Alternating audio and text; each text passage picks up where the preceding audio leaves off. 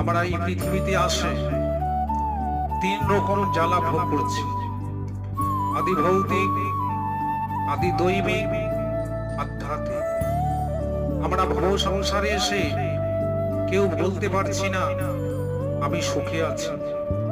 মায়ার অধিষ্ঠিত্র দেবী আমাদের কখনো সর্বসুখ যোগাচ্ছে, কখনো নৌরঙ্গ নরভোগ ভোগাচ্ছে, কখনো দুঃখ, কখনো সুখ। এই জন্য শাস্ত্রে বলেছেন এই তিতাব জ্বালা থেকে মুক্ত হতে চাইলে কোনো জীব যদি সাধু সঙ্গ করে, কারণ এই সাধু সঙ্গ করিলে এই তিতাব জ্বালা থেকে আমরা মুক্ত হতে পারব।